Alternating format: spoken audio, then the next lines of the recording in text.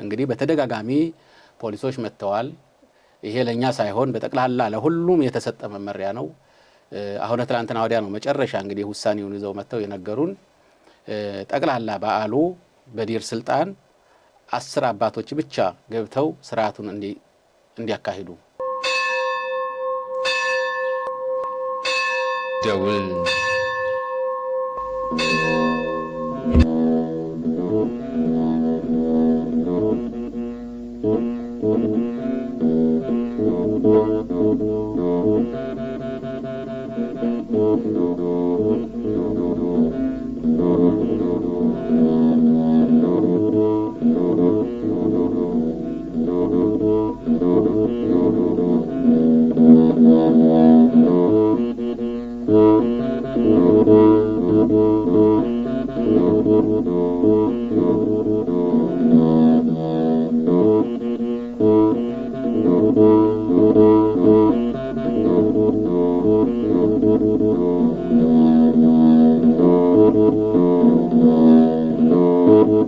በዓለም ዙሪያ የምትገኙ የኢትዮጵያ ኦርቶዶክስ ተዋሕዶ ቤተክርስቲያን ምእመናን እና የደውል ሚዲያ ኢየሩሳሌም ተከታታዮች እንደምን ሰነበታችሁ? የዘንድሮ የሕማማት የትንሣኤ በዓል በቅድስት ሀገር ኢየሩሳሌም በልዩ ሁኔታ እየተጠበቀ ይገኛል። ይሁን እንጂ አካባቢው ካለው ወቅታዊ የጸጥታ ሁኔታ ጦርነት አንጻር ጥንታዊው ይዞታችን ዴር ሱልጣን ገዳማችንና ሌሎችም ገዳማቶቻችን በምን ሁኔታ ላይ ይገኛሉ?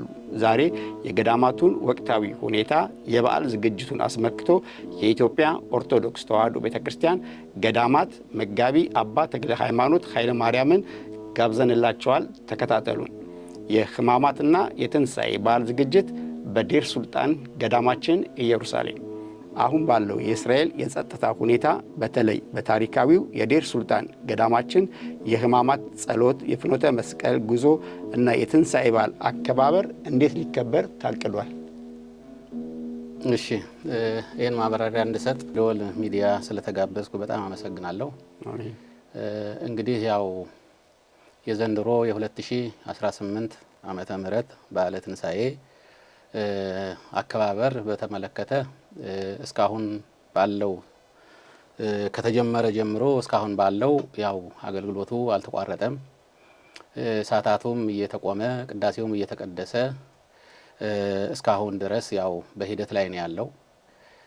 እንግዲህ ያው ሁሉ እንደሚያውቀው ጦርነቱ ከተጀመረው እንግዲህ ከወር በላይ ሆኗል። ከዛን ቀን ጦርነቱ ከተነሳ ጀምሮ ያው ሁሉ እንደሚያውቀው ጎልጎታ ዙሪያው ተዘግቷል። እዛ ያሉት የሃይማኖት አባቶች እነ ግሪክ እና አርመን እነ ሶሪያም አይገቡም፣ አያገለግሉም።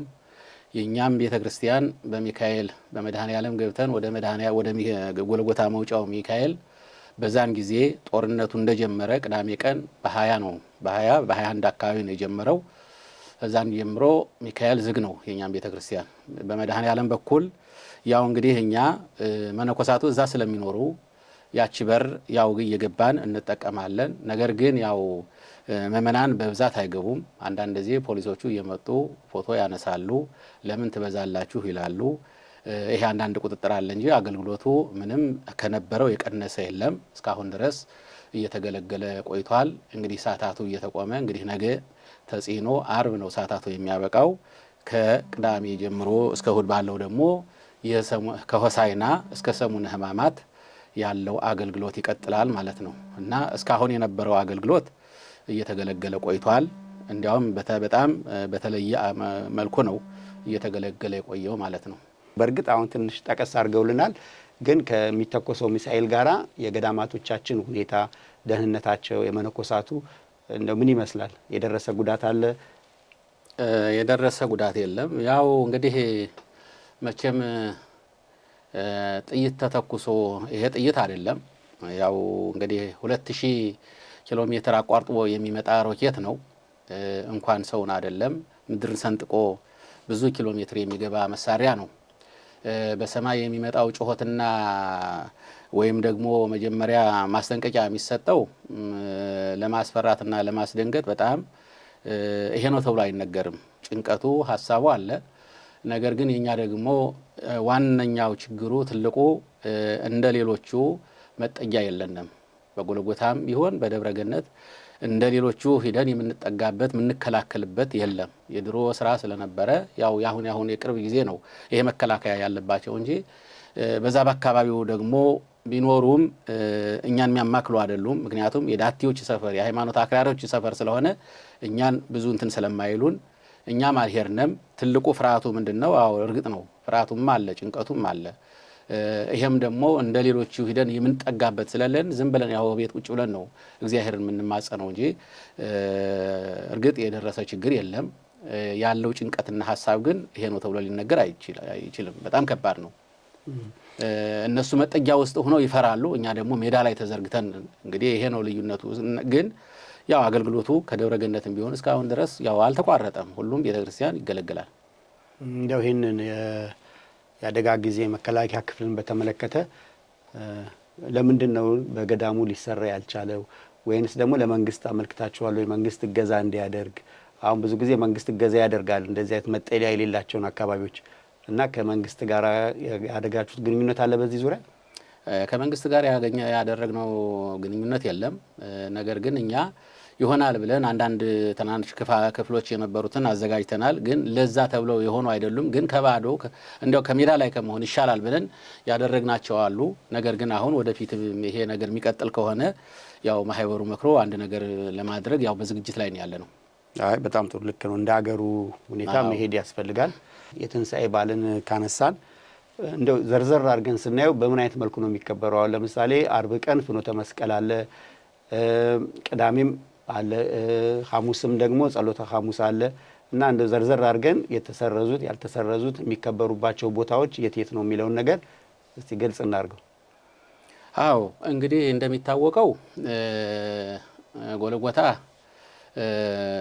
የኛ ምእመናን ከሀገር ቤት እስከ ውጭ ሀገር ብዙ ምእመናን የሚመጡበት በሺህ የሚቆጠር ሕዝብ የሚውልበት የነበረ በዓል እንደሆነ ይታወቃል። ጠቅላላም እንግዲህ በተለይ ሕማማትን ከሆሳዕና ጀምሮ ሙሉ አገልግሎቱ በዲር ስልጣን ነው የሚደረገው። በዚህም ይሄን በሚደረግበት ጊዜ ያው እንግዲህ በአሜሪካም በአውሮፓም በሌላውም ሀገራት የሚመጡ ምእመናን ኢትዮጵያውያን አሉ። በኢትዮጵያም ደግሞ በጣም ብዙ የሆኑ በየድርጅቱ የሚመጡ ቱሪስቶች አሉ። ያ ቦታ እንግዲህ ሁልጊዜ ስናየው የጠጠር መውደቂያ ያልነበረው ቦታ ነው። ይሄን ሁሉም ያውቀዋል። ነገር ግን የዘንድሮ ደግሞ ልዩነት ያለው ምንድነው? ዘንድሮ ያንዳ የማይደረግ ነው።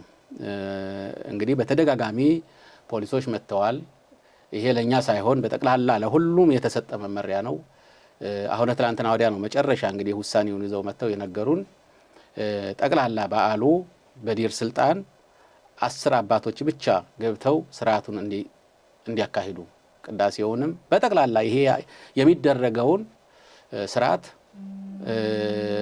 በ10 አባቶች እንዲሸፈን የሚል መመሪያ ነው የሰጡን። ይሄን አበክረው ነግረውናል።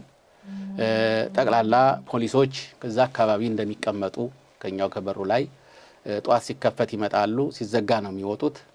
እዛ እንደሚጠብቁ ነው። ሌላው ደግሞ ያው እንግዲህ ደህንነቱ መቼም ዞር አድርገን ስናየው ለኛ ነው። መቼም አገልግሎቱን በዛ ቦታ ላይ የተለመደውን አገልግሎት ለማገልገል ነው የኛ ምእመናኖች እዛ መገኘት አለብን ብለው የሚያስቡት እንጂ እነሱም የክፋት እንዳልሆነ ለአገልግሎቱ እንቅፋት ለመሆን እንዳልፈለጉ ይሄን ግልጽ አድርገዋል። እኛ ባለው ችግር ይሄን ችግር ትረዳላችሁ ብለን እናስባለን። የመጣ በሀገር ጉዳይ ነው እና ይሄን ተረዱልን። የሌላ ምክንያት አይደለም። እኛ እንዲገለገልም ጠልተን አይደለም። ሰው እንዳይመጣም ጠልተን አይደለም። ሰው እንዲመጣ እንፈልጋለን። ነገሩ ግን ይሄ በአይን የሚታይ በእጅ የሚጨበጥ ያለውን ነገር በግልጽ የምታዩት ነገር ስለሆነ ደግሞ በተለይ በጎልጎታ ላይ ያተኩረን ይሄን የምንለው እንደሌላው ቦታ አይደለም። ጎልጎታ እንደሚታወቀው ማንኛውም መኪና ገብቶ አገልግሎት የሚሰጥበት ቦታ አይደለም። መንገዶቹ ጠባቦች ናቸው እና ከዚህ መካከል አንድ ችግር ቢፈጠር፣ አንድ ህንጻ ቢመታ፣ ሰው ቢጎዳ የምንጠቀምበት መሳሪያ የለንም። ስለዚህ ይሄን አትኩሮት ማድረግ አለባችሁ የሚል አበክረውን የነገሩን። ዝሮ ዝሮ ምንድነው ያው 10 አባቶች ብቻ ከሆሳዕና ጀምረው እስከ ትንሣኤ ድረስ እነሱ እንዲያገለግሉ፣ ነገር ግን ከ10ሩ የፈለጋችኋቸውን ሰዎች መቀያየር ትችላላችሁ፣ ቁጥር ግን መጨመር አትችሉም የሚል ይሄን አበክረው ነግረውናል። እነሱም ደግሞ ያው ጉዳዩን በጠቅላላ እንደሚመለከቱትና ቁጥጥር እንደሚያደርጉበትም ነግረውናል። ለምሳሌ ትላንትና የላቲን በዓል ሆሳዕናቸው ነበረ፣ እሁድ አላከበሩም። ግሪክ ለምሳሌ እዛ ብላጡ ላይ ጸሎተ ሐሙስ ሕጽበተ እግር ያደርጋል፣ ውጭ ላይ ነው የሚያደርገው፣ እሱን አያደርግም። የኛ ሚካኤል በርም በላይ ገብተን ወደታች ለመውጣት በሩ አይከፈትም፣ ዝግ ነው። ለምሳሌ ያለፈው የሙስሊሞች ረመዳን ነበረ እና የመጨረሻ በዚህ በቤተ መቅደሱ መተው እንደሚያከብሩ ይታወቃል። በዛን ሰዓት አንድም ሰው አልገባም፣ ታግዷል፣ ተከልክሎ ነበር። አሁንም ደግሞ የይሁዶች በዓል አለ ሰሞኑን ከኛው ጋር። አሁን ትላንትና ነው የገባው፣ ዛሬ ዋናው ነው። እንግዲህ ከሳምንት በኋላ የጸሎተ ሐሙስ የኛ ጸሎተ ሐሙስ የነሱ የመጨረሻ በዓል ይሆናል፣ ይወጣል ማለት ነውና እነሱም አልገቡም፣ በዛ ምድር ላይ የሉም። እና ይሄ ለሁሉም ነው የመጣው። ምክንያቱም መከራው ለሁሉ እስከመጣ ድረስ በዚህ ውስጥ ያለን ደግሞ የመከራው ተሳታፊ ስለሆን ሁላችንን የሚመለከት እንጂ አንዱን ተመልክቶ አንዱን የማያይ አይደለምና ምናልባት የኛ ሕዝብ የኛ ብቻ እንዳይመስለን ለሁሉም ነው ይሄ ደህንነት። አሁን ትላንትና እንደተባለው የላቲን በከፍተኛ ድምቀት ነበር የሚያከብረው ጎልጎታ ላይ፣ ሆሳዕናን አላከበሩም። እንዲያውም ብዙ ጫጫታ ነበር። እነሱንስ ጠቅላላ ከግቢም አላደረሷቸውም። እና እኛም ቢሆን እግዚአብሔር ረድቶን እዛች ቦታ ኑሮን መነኮሳቶች እዛ ኑረው ስለሚኖሩ ነው እንጂ ወደዛች መግባት የቻልነው። እንደነሱ ውጭ ብንሆን ኑሮ እንደነሱ መግባትም አንችልም ነበር። እና ነገሮቹ ከባድ ነው። እንዲሁ እኛ በቀላል እንደምንናገረው አይደለም። እነሱም ያው በጣም አትኩሮት አድርገውበታልና የኛ ምእመናንም ይሄን ተገንዝበው ይሄን ግምት ውስጥ አስገብተው በያለነበት እግዚአብሔርን መለመን እግዚአብሔርን መማጸን ያስፈልጋልና ግዴታ ከዚህ ስለመጣን ብቻ አይደለም፣ ከቤታችንም ሆኖ እግዚአብሔር ስለሚሰማን ይሄ ችግር ደግሞ ተወግዶ አንድ ሁነን በአንድ መጠለያ ውስጥ ገብተን የምንገለገልበትን ጊዜ ጥሩ ጊዜ እንዲያመጣልን መማጸንና መለመን ይገባል እንጂ ከነሱም ጋር መጥቶ ትንሽ ያልሆነ ነገር ማድረግ ጥሩ አይደለምና ያው እነሱም ደግሞ ያው ስራቸው እስከሆነ ድረስ ከደማስቆ ጠቅላላ በሮችን እንዘጋለን ብለዋል። እዛ ደግሞ የኛ ሰው መጥቶ መጋፋትም ግዴታ ገባለሁ ማለትም መኖር የለበትም የሚል ነው እንግዲህ በእኛ በኩል የምናስተላልፈው ለህዝቡ። እግዚአብሔር ይስጥልን። በጣም ግልጽ ነው። ስለዚህ የፍኖተ መስቀል ጉዞ ከጲላጦስ አደባባይ ጀምሮ እስከ ዴር ሱልጣን ገዳማችን ድረስ የነበረው ጉዞ አይኖርም ማለት ነው። አውደ ምሕረቱ ላይም የሚኖሩት መርሃ ግብሮች እነሱም አይኖሩም ማለት ነው። ስለዚህ ፕሮግራም ግብሩ ከውስጥ ነው የሚካሄደው ማለት ነው። እሱንም ደግሞ ከውስጥ ያሉት 10 አባቶች ወይንም እየተቀያየሩ ነው መርሃ ግብሩን የሚያደርጉት ማለት ነው። ስለዚህ በጣም ግልጽ ነው።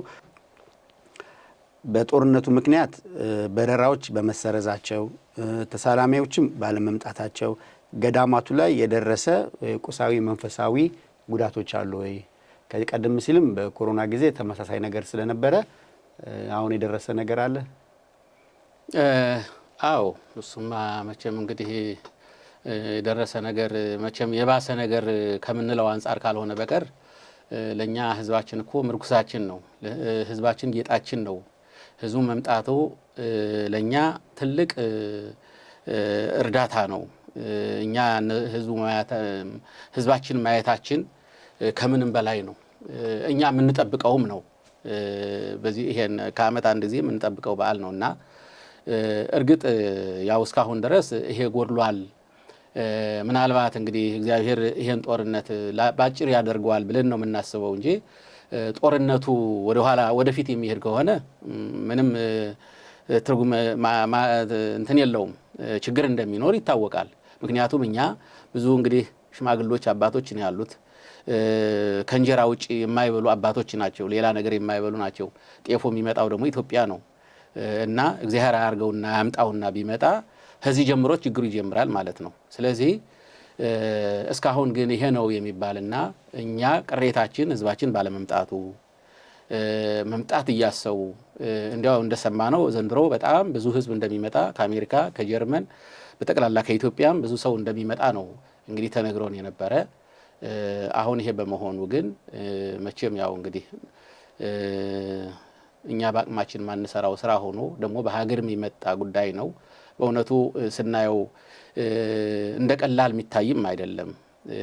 ጩኸቱ መቼም እግዚአብሔር ሰዎቹን አጠንክሯቸው አበርትቷቸው እንዲያው መቋቋሚያውን ሰጥቷቸው ነው እንጂ ከተጀመረ ጀምሮ እንግዲህ የሚተኮሱት የሚወረወሩት መሳሪያዎች ሰውን አይደለም እንደ አገሪቱም አለሽ ማለት አይቻልም ነበር። ነገር ግን እግዚአብሔር ይመስገን እስካሁን ድረስ ያው በትንሽም ቢሆን እንቅስቃሴው አለ። እንወጣለን፣ እንገባለን። ያው ይሄ ያዳጋ ምልክቱ ሲመጣም ደግሞ በየሰው እንደሚሆነው እንሆናለን እና እስካሁን ድረስ በእኛ በኩል ይሄ ነው ችግር የምንለው ችግር የለም። የወደፊቱን ደግሞ እንግዲህ ምናየው ጉዳይ ነው። አባታችን እሺ፣ እናመሰግናለን። እግዚአብሔር ይስጥልን። እንደው ምእመናን የማይገቡ ከሆነ አገልግሎቱ የሚሰጠውም ደግሞ በ10 አገልጋዮች ብቻ ከሆነ ሁልጊዜ ከጥንት ጊዜ ጀምሮ በዴር ሱልጣን አደባባይ የሚተከል ድንኳን አለ እና ያንን ድንኳን ታዲያ መትከል ለምን አስፈለገ? ምእመናን ብዙ ሰዎች የማይኖሩ ከሆነ ብዙ ምእመናን የማይኖሩ ከሆነ ድንኳኑ ለምን ያስፈለገበት ምክንያት? እና ድንኳን ተከላ ውለናል። ድንኳኑ እንግዲህ ያው እንደሚታወቀው አገልግሎት የሚሰጥ አይደለም። ነገር ግን ያው በጎልጎታ ዙሪያ ስታስቲኮ የሚባል ሕግ ስላለ ያን ሕግ ለመከላከል ነው። እኛ ከፖሊሶች ጋር ትተክላላችሁ አትተክሉም፣ ለምንድን ነው የምትተክሉት? አገልግሎት ለማይሰጠው ነገር ለምን ትተክላላችሁ ብለውን፣ አይ እኛ አገልግሎት እንደማይሰጥ እናውቃለን፣ እንረዳለን። ነገር ግን ስታስቲኮ የሚለው ሕግ እግዚአብሔር ካደረሰን ለሚመጣው ዓመት ደግሞ እንተክላለን ብንል ስታስቲኮ ሕግ ነው ትሉን አላችሁ። ስለዚህ ካሁን ቀደምም የተደረገ ምልክቶች ስለነበሩ ስለዚህ ወይ ደብዳቤ ስጡን ያለበለዚያ ግን እንተክላለን አልናቸው። እነሱም ያው ተከራከሩን። መጨረሻ ያው እንግዲህ ኃላፊን አናግሬ መልሱን ነግራችኋለሁ ብሎን ሄደ። መጨረሻ ያው እንግዲህ ተስማምተው ድንኳኑን ትከሉት አሉ። እንግዲህ ከዛን በኋላ ያው በብፁዕ አባታችን በአቡነ ናትናኤል መሪነት መነኮሳቱ ከላይም ከታሽም ያሉት አባቶች ተሰብስበው ያው ድሮ እንደሚታወቀው አረቦች ገብተው ገንዘብ ከፍለናቸው እነሱ ነበር የሚሰሩት። እነሱ መግባት ስለማይችሉ ካላዛር ስለሚመጡ አሁን በዚህ በጦርነቱ ምክንያት ስለተከለከሉ እኛው ነው ትላንትን የተከልነው ማለት ነውና በብፁዕ አባታችን መሪነት ድንኳኑን ትላንትና ተክለናል። ነገር ግን አገልግሎት ይሰጣል ብለን ሳይሆን ለስታስቲኮ ሕግ እንዲረዳን ያው እንተክለዋለን። ከ15 ቀን በኋላ ደግሞ ያን ድንኳን ነቅለን መልሰን ወደ ነበረበት እናስገባዋለን ማለት ነው። ስለ ዴር ሱልጣን ደግሞ አንስተን ስለ ግብጽ ሳናነሳ አንቀርምና አሁን ባለው ሁኔታ ወደፊት በእርግጥ በሰፊው እንመለስበታለን። አሁን ባለው ሁኔታ ግን ከግብጽ ጋር ያለው ግንኙነት ከቅርብ ጊዜ ወደዚህ እንዴት ነው? እንግዲህ ከግብጽ ጋር ያለን ግንኙነት ከነበረው ምንም ፈቀቅ ያለ ነገር የለም። መቀራረብም የለም፣ መራራቅም የለም። እንደ አጋጣሚ ሆኖ ደግሞ የሚያገናኘንም ይሄ ነበር፣ ይሄ በዓል ነበር፣ የትንሣኤ ነበር እንግዲህ የምንገናኘው። ከዚህ ውጭ ግን የተለየ ምንም የለም። ግን ምናልባት ለውጥ ነው የምንለው ላቲን፣ ግሪክ፣ አርመን፣ ሶሪያ፣ ግብጽ፣ ኢትዮጵያ ስድስቱ እና እንኳን አደረሳችሁ የልደትና የትንሣኤ እና እኛም ከሁሉ እንሄዳለን። ሌሎችም ደግሞ ከኛ ይመጣሉ እና ግብጽ ግን እኛም አንሄድም፣ እነሱም አይመጡም።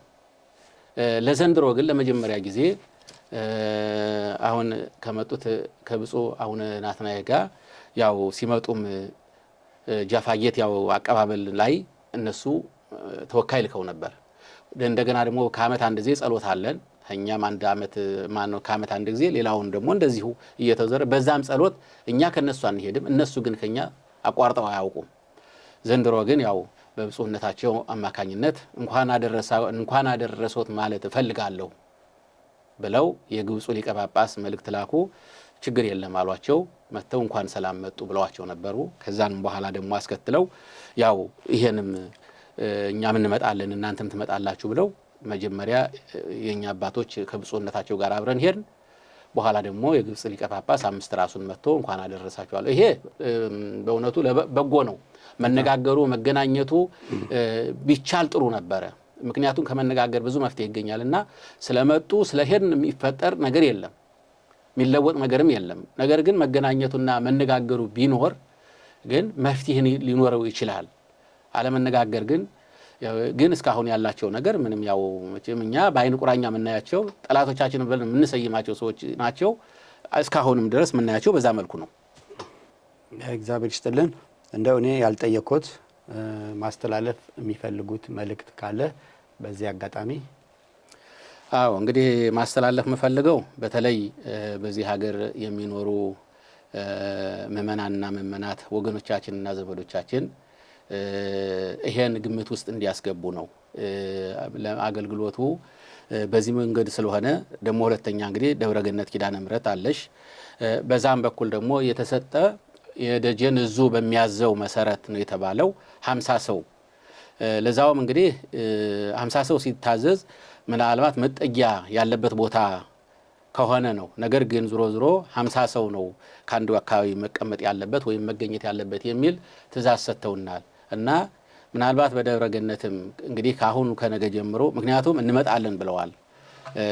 ደብረገነትም ቢሆን እንመጣለን እናያለን ስላሉ ምናልባት ከመጠን በላይ ደግሞ መጥቶ ሰው እዛ ገብቶ ለገዳሙም ለቤተ ክርስቲያናችንም ለእኛም ሌላ ችግር እንዳይፈጠርብን በዚህ ሀገር ያሉ ወንድሞቻችን እህቶቻችን በጠቅላላ ህዝበ ክርስቲያኑ በቤታቸው ሆነው እግዚአብሔርን ቢለምኑ ቢማጸኑ እግዚአብሔር መዓቱን እንዲያቆረው ምሕረቱን እንዲያመጣ በዚህ ሆነው ቢለምኑ እንደው መጥቶ ከዚህ ከመጋፋቱ ገባን አልገባን ከማለቱ ከፖሊስ ጋር ግብግብ ከመፈጠሩ በየቤታቸው ሆነው ጸሎታቸውን ቢያደርጉ እግዚአብሔርን ቢለምኑ ነው ማስተላለፍ የምፈልገው።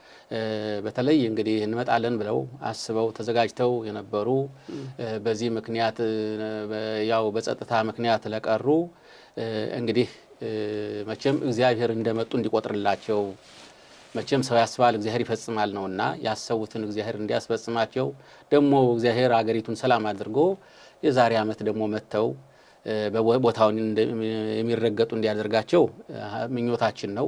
አይ በጣም ጥሩ እግዚአብሔር ይስጥልን እናመሰግናለን። ክቡር አባታችን ስለሰጡን ሰፊ ገለጻ በደውል ሚዲያ ስም እናመሰግናለን። የቅዱሳን አባቶቻችን በረከታቸው አይለየን። ውድ ተመልካቾቻችን ከቅድስት ሀገር ኢየሩሳሌም የምናደርሳችሁ ዘገባ ይቀጥላል። ተከታተሉን። እግዚአብሔር ይስጥልን አባታችን። ደውል